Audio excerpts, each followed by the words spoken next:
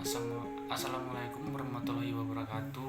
Salam sejahtera untuk kita semua. Perkenalkan, nama saya Gregorius Jalung, Prodi Administrasi Rumah Sakit semester 4.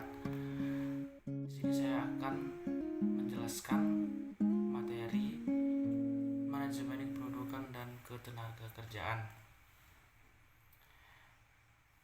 Apa yang dimaksud dengan data demografi? Data demografi adalah data statistik yang menyangkut populasi penduduk yang berdasarkan atas berbagai indikasi seperti usia, ras, jenis, kelamin, agama, dan lain-lain. Apa yang membedakan penduduk de facto dan de jure? De facto pencacahan di tempat tinggal secara resmi, sedangkan de jure pemecahan pada saat ditemukan. Contoh de facto: Juan tinggal di desa Longbagun. Setelah dilakukan pemeriksaan KTP, ternyata Juan lahir di desa Longpangai. Contoh de jure: Langit tinggal di desa Longbagun. Setelah dilakukan pemeriksaan KTP, ternyata Langit memang tinggal di desa Longbagun. Perbedaan data sekunder dan primer. Yang pertama, data sekunder. Data sekunder telah diolah dan disajikan baik dalam buku teks laporan ilmiah. Contoh, data dapat dari tenaga kedua pengolah data. Yang kedua, data primer. Data primer catatan asli dari responden langsung. Contohnya tabel penduduk diterbitkan oleh Badan Pusat Statistik. Perbedaan sensus, survei, dan registrasi. Sensus itu mengumpul, mengolah, dan menyajikan data secara menyeluruh dan dilakukan setahun sekali, sedangkan registrasi pencatatan secara terus-menerus. Dan survei itu mengolah data dengan cara pengambilan sampel. Untuk perbedaan waktu, sensus itu 5-10 tahun. Kalau survei kurang dari 5 tahun, sekitar sekali liter, tergantung perbedaan. Registrasi itu dilakukan terus-menerus.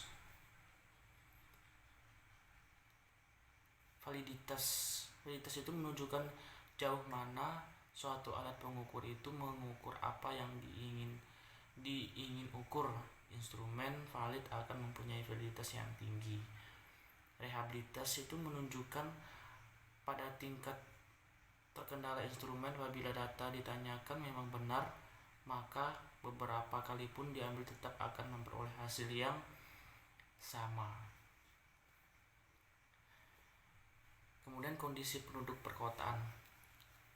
Di sini kondisi penduduk perkotaan itu dibagi menjadi dua, yaitu gaya sentral petal dan gaya sentrifugal. Gaya sentripetal itu gaya yang mendorong gerak ke dalam. Contohnya di dalam perkotaan tersebut untuk fasilitas kendaraan seperti ojek atau pusat kota sehingga tempat kerja lebih dekat. Sedangkan gaya sentrifugal gaya yang mendorong gerak dari luar. Contohnya adalah adanya kemacetan di kota lahan mahal dan sempit. Kemudian struktur kependudukan. Segi demografinya, kota sebagai pusat perdagangan, pemerintah, dan jasa lainnya. Segi ekonomi, non-agraris, yaitu pertambangan, industri, dan sebagainya. Segi segreraris itu karena adanya perbedaan suku, ras, serta sosial, pekerja, pendidikan, dan sebagainya. Ciri-ciri masyarakat kota. Yang pertama, pelapisan sosial ekonomi. Yang kedua, individualisme.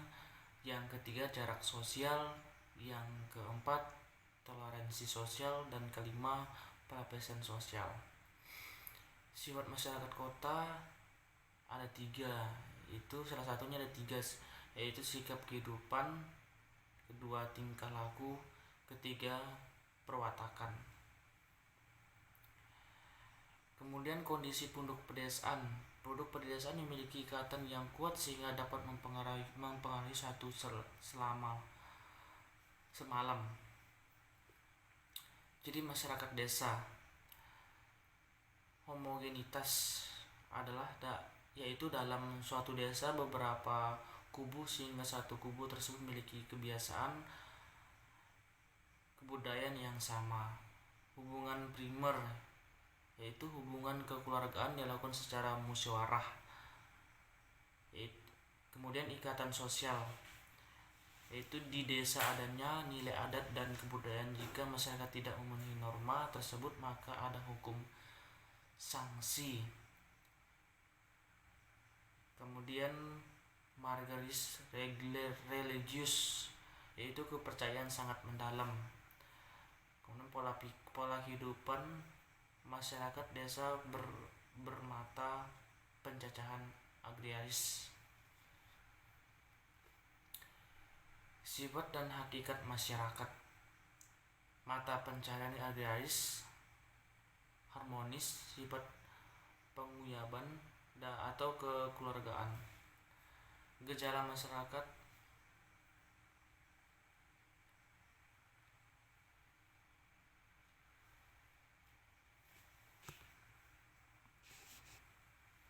Gejala masyarakat desa yaitu konflik, contoh masalah kependudukan, gengsi perkawinan. Kemudian kontroversi, pertentangan. Kemudian kompetensi, contoh negatif, iri, sifat positif, persalahan, meningkat, prestasi atau output. Mobilitas komunitas desa. Mata pencaharian petani di luar sektor pertanian sebagai pekerjaan primer dan sekunder. Mobilitas geografis. Perubahan penduduk dari waktu ke waktu, terjadinya karena faktor demografis yang mempengaruhi pertumbuhan penduduk, yaitu natalitas adalah angka kelahiran, mobilitas, kematian, imigrasi, mobilitas. Komposisi penduduk. Komposisi pengelompokan penduduk atas dasar kriteria tertentu yang disesuaikan dengan tujuan tertentu, misalnya secara geografis, biologis, sosial ekonomi, segi umur, dan jenis kelamin. Komposisi penduduk berdemografi berdasarkan umur dan jenis kelamin. Berdasarkan usia 6-12 yaitu usia SD, 13-15 itu usia SMP, dan 16-18 itu usia SMA, dan 19-24 adalah perguruan tinggi.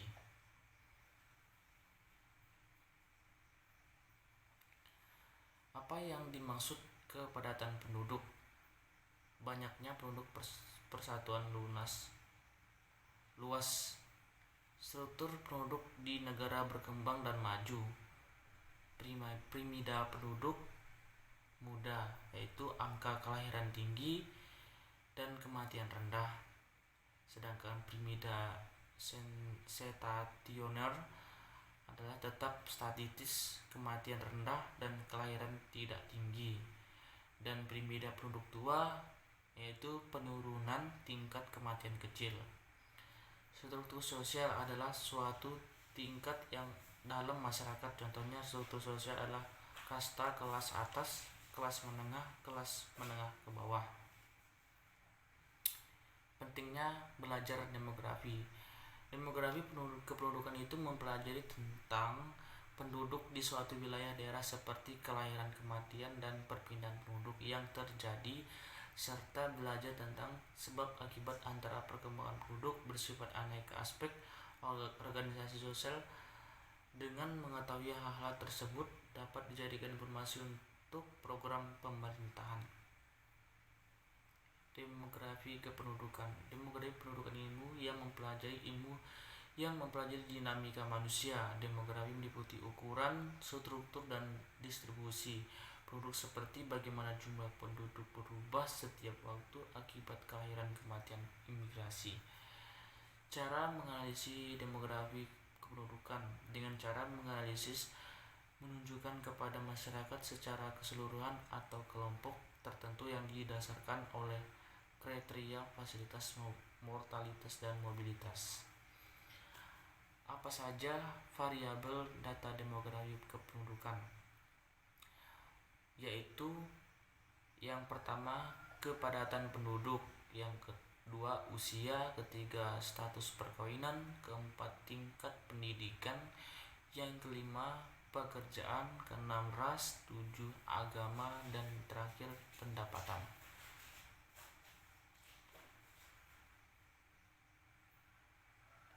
Apa itu ukuran demografi?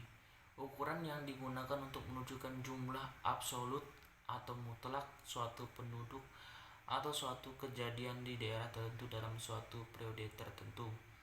Manfaat ukuran demografi. Manfaatnya, yang pertama memiliki data mengenai pertumbuhan penduduk, yang kedua memiliki data penduduk maupun hingga tidak mampu yang berhak menerima bantuan dengan tetap, yang ketiga merancang kebijakan dan berbagai bidang demi pemerintahan ekonomi, pemerintahan, pendidikan, kesehatan, dan masih banyak lagi. Beberapa contoh rasio yang dipergunakan dalam ukuran demografi, yaitu rasio dan proporsi. Rasio adalah bilangan yang menyatakan nilai relatif antara dua bilangan. Contoh misalkan jumlah murid laki-laki ditanyakan dengan simbol A dan murid perempuan dengan simbol B, maka pertandingan jenis kelamin dapat ditulis rasio jenis kelamin A dibagi B dikali 100. Apabila jumlah murid laki-laki dibagi seluruh murid di kelas tersebut, maka hasilnya adalah proporsi murid laki-laki di kelas tersebut, sehingga proporsi murid laki-laki pada kelas tersebut A bagi A tambah B. Dan apabila pemecahan desimal dihilangkan dengan menggalikannya dengan bilangan 100, maka proporsi tersebut menjadi persentase. Dengan demikian, persentase murid laki-laki adalah A dibagi A tambah B dikali 100. Kemudian fungsi perimbeda penduduk. Ada beberapa fungsi dari perimbeda penduduk, yaitu seperti pendapatan informasi mengenai komposisi penduduk yang sesuai umur dan jenis kelaminnya, rasio jenis kelamin, jumlah penduduk, rasio ketergantungan struktur penduduk, model pertumbuhan penduduk sampai usia yang produktif serta non produktif. Manfaat perimbeda penduduk. Manfaat perimbeda penduduk adalah sebagai berikut. Yang pertama, untuk mengetahui jumlah penduduk pria dan wanita. 2. Untuk mengetahui pertumbuhan penduduk suatu wilayah atau negara. Yang ketiga, untuk mengetahui jumlah penduduk usia sekolah. 4. Untuk mengetahui golongan penduduk produktif dan tidak produktif. Pengertian indikator atau pengukuran tren mobilitas. Indikator mobilitas merupakan angka atau indeks yang dipakai sebagai dasar untuk menentukan tinggi rendahnya tingkat kematian sesuai penduduk. Ada berbagai macam ukuran kematian, mulai dari yang paling sederhana sampai yang cukup kompleks. Kemudian faktor pengaruh dalam mobilitas, yaitu faktor langsung. Faktor yang mempengaruhi kematian dibagi menjadi dua, yaitu faktor langsung dan faktor tidak langsung. Faktor langsung disebut antara dipengaruhi oleh beberapa variabel, yaitu umur, jenis kelamin, penyakit, kecelakaan, kekerasan, bunuh diri. Sedangkan faktor tidak langsung adalah tekanan baik fisik maupun fisik. Kedua, kependudukan dalam perkawinan. Yang ketiga, kependudukan sosial ekonomi. Keempat, tingkat pendidikan, dan yang terakhir pekerjaan. Baik, terima kasih. Sekian dari saya. Assalamualaikum warahmatullahi wabarakatuh.